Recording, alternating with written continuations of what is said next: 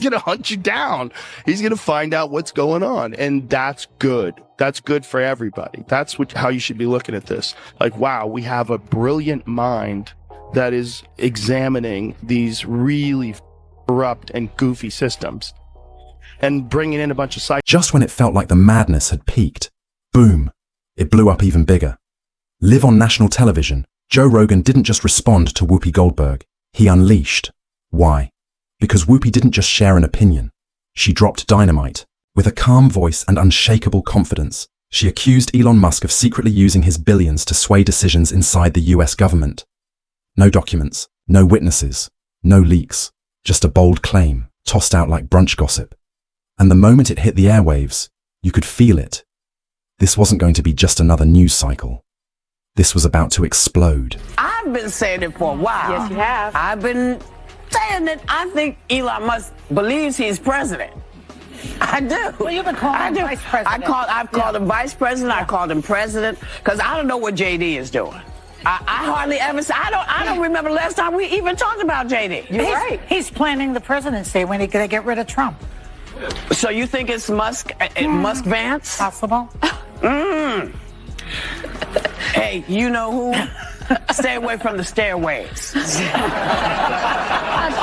Because, people put the leg out to trip you going down the stairs. The audience froze. The internet, total meltdown. Within minutes, social media was on fire. Hashtags trending, threads unraveling, influencers scrambling.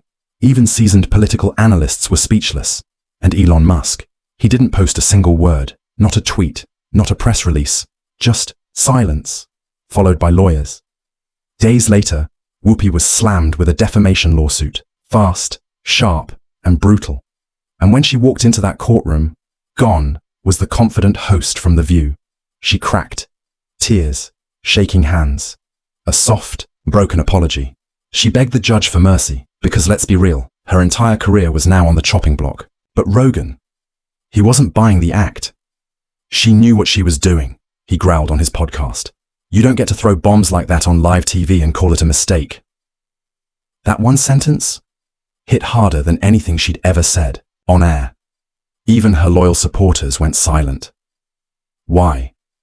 Because in the middle of her fiery rant, she'd tossed out another bomb, claiming Musk and Senator Jay Dance were quietly plotting a major political shakeup behind closed doors. You're not really making the world a better place. Right. You're just allowing these financial institutions to enact control over corporations. And it's a really shifty, weird way they're doing it by making it seem like they're trying to make the world a better, more equal place. But Whoopi wasn't finished. She doubled down. Calm voice, straight face, no hesitation. She looked straight at the camera and said, if Donald Trump were somehow removed from office, that's the bomb. No, allegedly. No pause. No breadcrumbs of evidence. Just pure speculation served up as fact. And the result? Pure chaos. This wasn't bold commentary. This was reckless. Musk's legal team didn't wait. They filed immediately, claiming her words didn't just hurt feelings. They caused financial destruction. Tesla stock tanked. A $100 million deal fell through. This wasn't drama anymore. This was damage. Real, measurable damage. Elon demanded a full retraction. Loud, public, undeniable. Meanwhile, Whoopi walked into court like she still had control, still had the spotlight. But when the full charges landed, the illusion cracked. The cameras were gone, the audience gone. And Whoopi, shattered, she broke down, apology in pieces, confidence gone. You know, when you're a certain age, you use words that you know from when you were a kid or you remember saying, and that's what I did today, and I shouldn't have. I should have thought about it a little longer before I said it, but I didn't. I'm really, really sorry. Between sobs, she told the judge, I never meant for it to go this far. But the damage had already spread like wildfire. And then came Joe Rogan, hotter than ever. No soft intro, he said. You don't get to sit on one of the biggest platforms in America, accuse one of the most powerful men in tech of secret government deals, and act shocked when it explodes in your face. He called her breakdown a performance. Too little, too late. And the internet? They agreed. Rogan's podcast went nuclear. TikToks, reaction videos, memes, news recaps. It was everywhere. Because Rogan didn't just speak his mind. He said what others were too scared to. His message was sharp. If you're going to make claims that can ruin reputations and crash markets, you better have receipts. Whoopi didn't. And now, she's paying the price. By any means necessary, wouldn't you stop Hitler? And so they equate Donald Trump with Hitler and go, here you go, this is our modern. Do you see what Whoopi Goldberg said? What'd she say? Whoopi Goldberg said that Biden could arrest all the Republicans and put them in jail.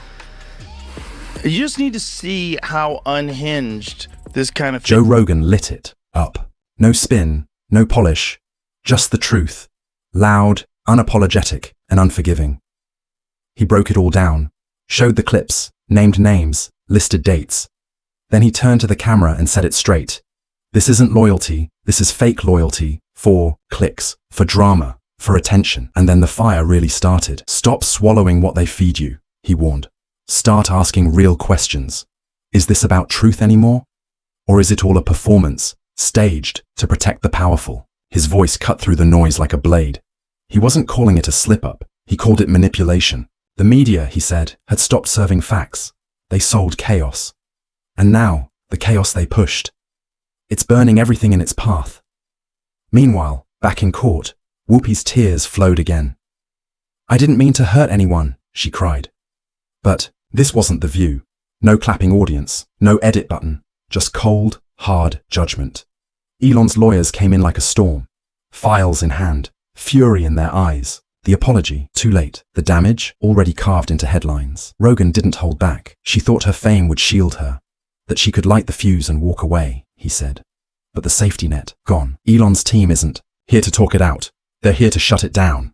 And that's exactly what they're doing. One of the things I wanted to talk to you about, I wanted to play this, but we decided we shouldn't play it. We don't want anybody to have any sort of a way to get it down. The episode of you when you were on The View, when you were running for president. Right. Donald Trump is a billionaire, a real estate mogul, and a television star. But does he really want to add President of the United States to his resume? A lot of people would like him to. You got introduced as our friend Donald Trump. Please, let's find out, and please welcome my friend, Donald Trump.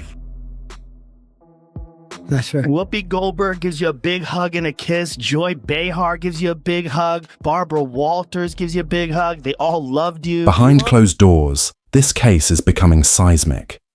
Elon's team is stacking evidence like bricks, market data, investor testimony, viral video metrics, public perception analysis. This isn't drama. This is a war chest of proof. They claim Whoopi's words didn't just crash a stock. They crushed investor confidence and vaporized high-level deals. This wasn't a mistake. This was a media ambush. And the consequences? Very real. Bigger than Whoopi. Bigger than Rogan. This is about a system that's let high-profile voices escape accountability for too long. Joe Rogan called it exactly that. This isn't cancel culture. This is consequences culture. And that line, it echoed. He wasn't asking for censorship. He was demanding responsibility. If you have the power to influence millions, he said, then you'd better be ready to face the fire when you get it wrong. And he didn't stop at Whoopi. He turned his spotlight on the whole machine, the producers, the networks, the executives who greenlit the segment. How did this even air? He asked. $1 billion accusation broadcast to millions without a single fact check. And then, the knockout punch. This isn't a guy ranting in a garage.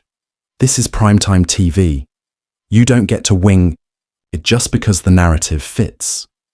Boom. Mic drop. Because this story, it isn't just about a host making a reckless claim. It's about the system that let her. The one now being dragged under the harshest light it's faced in years.